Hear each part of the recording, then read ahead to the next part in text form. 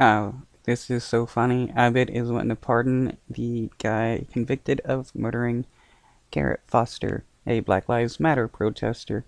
No surprise here, being it's, Greg Abbott and a Texas person. In what some are calling an unprecedented move, Governor Greg Abbott today announced he is working to pardon Daniel Perry. He's the Army sergeant convicted just last night for the 2020 murder of a Black Lives Matter protester. Abbott cited the state's self-defense laws and called for the board to expedite the review process. KXAN's Mercedes Hernandez spoke with legal experts and racial equality advocates who say the governor's request comes before due process is even complete. Yeah, because Greg Abbott doesn't care. All he knows is a dude murders a dude at a Black Lives Matter protest, so the dude who did the murder is automatically good because he killed a Black Lives Matter protester, and right-wingers hate those people.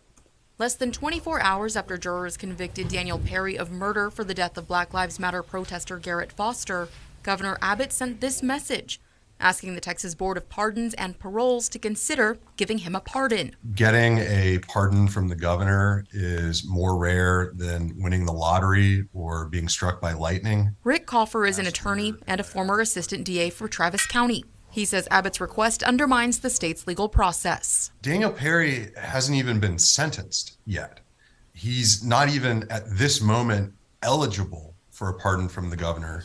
Even to apply for a pardon requires final certified copies of judgment and sentence. Perry.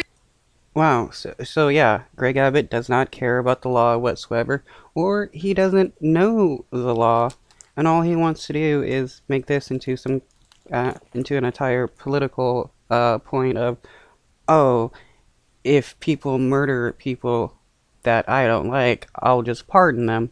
Perry was driving for Uber and was swarmed by protesters. He said he felt threatened when Foster came up to his car carrying an assault-style weapon.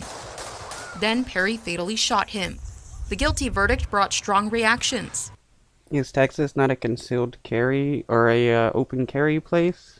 I mean, I thought that was like one of the right-wing like gun havens where you can basically carry a gun wherever you want and any gun. But it's funny how this dude was so afraid of somebody else with a gun that he had to shoot them while wanting to be a guy carrying a gun. I mean, what is he going to do when somebody shoots him? Texas Congressman Ronnie Jackson tweeted that Perry had a right to defend himself, then urged. Wow, a Soros-funded DA. All the right-wingers want to claim all the lawyers and stuff on the left are funded by George Soros, the, anti-Jewish trope that they love to use. Governor Abbott to pardon him. I was surprised that a jury in Texas would not see it as self-defense. Chaz Moore leads the Austin Justice Coalition. He says the governor's request is premature and is a message to Texans that protest things like police brutality. The opposition, people that are egregiously against us, are using their powers to unravel any type of justice that remains in the justice system. Coffer also questions the governor's motives. Abbott served on the Texas Supreme Court. He knows Texas law. He knows that what he has proposed to do today is inconsistent with the law. What you're seeing today is pure. Right-wingers have never cared about the law. The law is what they want it to be, when they want it to be, especially if that means removing left-wingers in whatever fashion that they can. Though it's funny how right-wingers claim to be all about law and order, and, they hate that the left-wing, quote-unquote, releases criminals all the time. And look at what Greg Abbott was wanting to do, release a convicted murderer onto the streets.